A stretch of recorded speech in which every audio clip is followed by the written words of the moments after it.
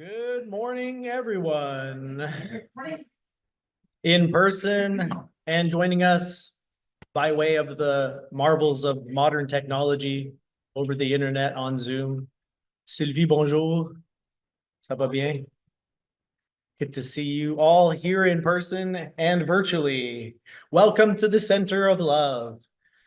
If you're looking for the Center of Love, it's quite easy. I'll give you directions. It's on the corner of Here and Now.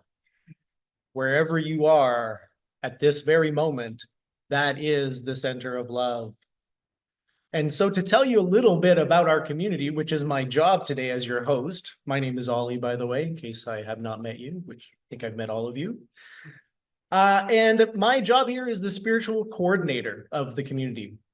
So I try to keep speakers and people coming up here to share their interesting stories, their knowledge, their insights, their wisdom. And so I often am tasked with talking about the Center of Love because I'm kind of the brain, the nervous system, part of the nervous system that connects the dots. And so today what I wanted to talk about is the fact that we are a very radical spiritual community. We take what quote unquote churches do and we flip it on its head. For example, in most churches, there's like a minister or a reverend, and he stands here. Usually it's a he, unfortunately. He stands here week after week telling you what the truth is, telling you what to believe. But we don't do that here at the Center of Love. As you know, we all take turns because every member is both a teacher and a student. And so we always alternate. Some weeks, somebody will come up here and be a teacher, and the following time, they will be in the audience learning and listening. And so right off the bat, this ain't your mom's church. This ain't your grandpa's church either. Now, there's another side to this community that I think is worth noting. If you go to a mainstream Christian church, chances are the reverend or the minister will tell you that Jesus Christ is your Lord and Savior. Once again, at the Center of Love, we like to flip things on their heads. And so if you were to ask me, Ollie, who is my Lord and Savior? Who is going to save me, Ollie? I would simply reply by doing this.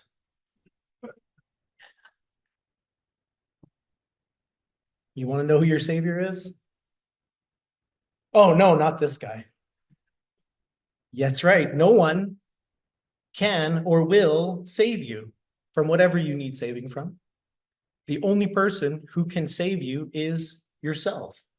Or, as the great Saint Marley, Bob Marley, says, emancipate yourself from mental slavery. None but ourselves can free our minds. And so here at the Center of Love, we are spiritually mature people who accept responsibility and accountability for our beliefs. We don't take anything for granted. We trust, but we verify. Because ultimately, no one can tell you what is true to you. Only you can determine that for yourself. And so that's why we gather here, to share tools, tips, best practices, wisdom, methods, whether it's yoga, whether it's different relationships to your food, whether it's stories from your past that contain wisdom and value for others. And so we share them and we receive them gratefully here every second Sunday. And with that being said, today we're finalizing the last part of our trilogy on health. I feel like this is going to be the third Sunday in a row where we've had the focus of health. And health can mean many different things.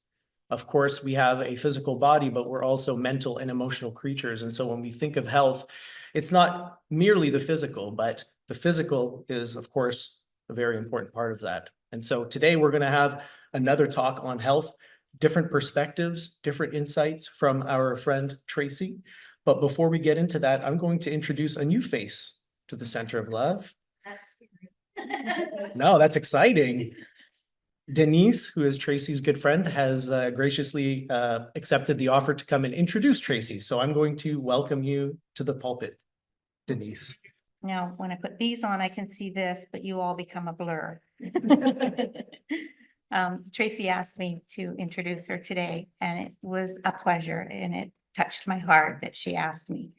And bless her soul, I met Tracey 5 years ago when she walked down the same street that I live on, and from then on, we've been friends. And we can share information with each other, and we do. She's great. Anyway, so I've got a little bit of a note here that I can read, and then I won't make so many blunders. Tracey does breakthrough and energy coaching, who blends esoteric wisdom and modern modalities.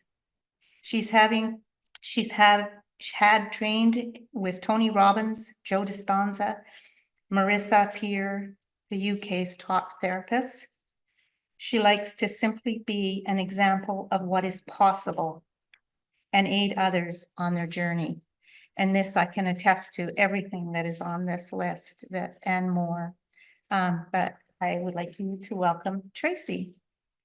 Thank you so much, my dear friend. And all of you for being here today. It is such a pleasure to be able to share in such an open-minded group. So yes, I'm Tracey, and I do a breakthrough in bioenergetics as it relates to mankind and what is possible with health and relationships. Before we begin, I would like to just offer you this quote from Hippocrates. Before you heal someone, ask him if he's willing to give up the things that make him sick. And I don't believe that we ever heal someone else. We simply open the door to what's possible. So I'd also like to ask you 3 things to do and 1 to not to do. Be open today and approach with a beginner's mind, considering that truth has many layers based upon that, such as, is it true we are in a room today? Yes. Is it true we are also in a city, on an island, in a country, on a planet, in a universe, perhaps a multiverse? Second, be discerning what is true by asking, is it possible and yet not yet discovered or proven? Is it possible and I have been led away by assumptions, agendas, and dogma? Is it true for one and therefore all, yet blocked by my personal programming, subconscious fears, self-judgments, and beliefs? Thirdly, focus. And to aid you, I offer these 3 great questions from Jim Quick, who teaches remembering, which is what we're all here doing as we learn, is remembering. What can I learn? Why must I? And when will I use it? And the 1 not to do. Refrain from polarity thinking, good, bad, right, wrong, blind acceptance, total rejection. And I offer you that there's always a 3rd choice of both, and that I have this choice. So what are we going to talk about today? The 1 thing you need to know about health. Most of you know me from another talk I did where I received a pancreatic cancer diagnosis in 2019. For most, that is a death sentence, unless you're treated radically with chemosurgery or radiation. And in my case, the offer was surgery, for which I declined. And yet here I am 5, 6 years later, fully intact with energy. How is that possible? Well, today I'll tell you, 1, you already are healthy. You already are everything that you desire.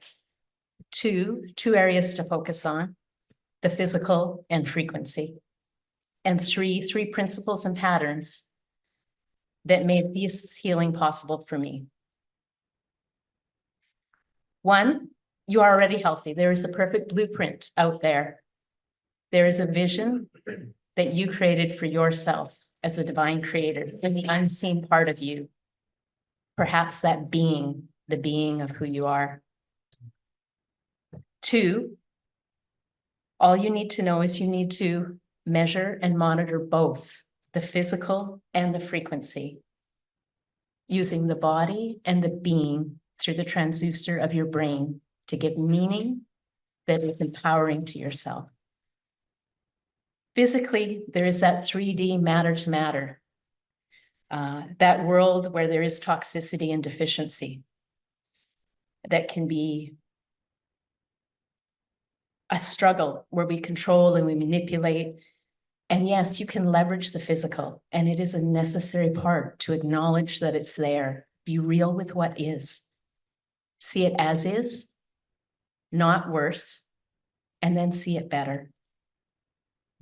One thing I'll say about toxicity and deficiency is all the way back to the times of King Solomon, who was very wise and compiled a complete library, a compendium that employs all plants and animal, mineral, vitamin kingdoms, other natural phenomenon that could heal people. It is known, and many times it has been known in history, that we can address the physical. Long before pharma, all the way back to Cleopatra and the libraries of Alexandria, it was known the body will heal. There are answers. All is known, yet it keeps being kept from us or destroyed, like the king that came after Solomon. Little known, though, is the reason. He didn't believe that if we kept doing that, we would ever step into our true power. Not to keep us from, but for us to keep going, to know what we are capable of. Because if people become dependent on something outside of them, they will never know their true power. Being whole is a birthright. Being healthy, being all that you can be. So not a victim to what's going on, yet using it for our good. Using the volition, the power to make your own decisions because you choose to, from a place of informed measuring and monitoring, both physical and frequency, a both and perspective. Hence why discernment is a superpower, and I believe one of the gifts of spirit. Then become a victor, from victim to volition to victor, triumphing and giving back your story to the world, to another, and guiding them to the same, that they may reveal their gifts as well as we continue in this world, empowered as a whole, as part of the whole and whole in part. Frequency, the second thing, is where the ability to change is. What is energy? Well, some would say it's emotion, energy in motion. The ability to generate energy is a capability that we all have, and it may lie dormant when we don't use it. If you think, then you create a biochemistry, physical neuropeptides, molecules of emotion. Just think about that. Everything begins in thought and becomes physical. We all know how anger and injustice can mobilize people, and so can inspiration. We can be preemptive and empower ourselves by learning. So choosing from a more sustainable source, a higher frequency emotion, is choosing better. Being informed from the past, from things that have happened, knowing what did I do right, what could I do more of, and what will I do better now that it's my turn. Hence, even long before a diagnosis, I made it my mission to inform, empower, and guide people to their physician within, to the ability that we all have. And three principles that I employed that aided me was, one, I was unwilling to accept anything less than what I truly want. Some call that radical responsibility. All it is focus, and you all have that ability. You all can focus on what you want. You wouldn't go to the kitchen and grab tea when you wanted coffee. And if you wanted a mocha, you would combine things. Spiritually, we all have the scientists within us, opposite ends of the spectrum. Perhaps. It's the coming together that is the superpower. And two, I was willing to feel, to be openly optimistic and audacious in my ask and take uncomfortable action. Pattern recognition. Stopping what I don't want, detoxing, and then giving myself what I do want. And three, I understood that principle as above, so below, that everything in thought becomes something in physical. So your ability to generate energy comes from within, nothing outside of you. The meaning that you give to the thoughts that you think. People don't die from disease or illness or symptoms. They die from lack of energy to repair. Issues in your tissues are problems in your programming. As above, so below, in brain, in body, and you can choose to be the being that oversees it all and chooses what the brain gives meaning to, what it lets in, what it keeps out. Being willing, being unwilling, and knowing principles. They're just patterns. Like training wheels on a bike. Sometimes we need someone to show us, or we need aids and tools, and everything in this world is here to help us. So that is why I study bioenergetics, the study of energy and living systems. Data, measure, monitor, and master. Data is being heralded as the biggest, most valuable commodity, and sometimes referred to as the new oil, the new gold, when actually it's your focus, your ability to focus and feel and create a future for yourself that you truly want. So frequency, your energetic being, that is who you want to be and what you want to be in charge of. So measure, monitor, and master. Stop, detox, and give. Remove, rinse, repeat.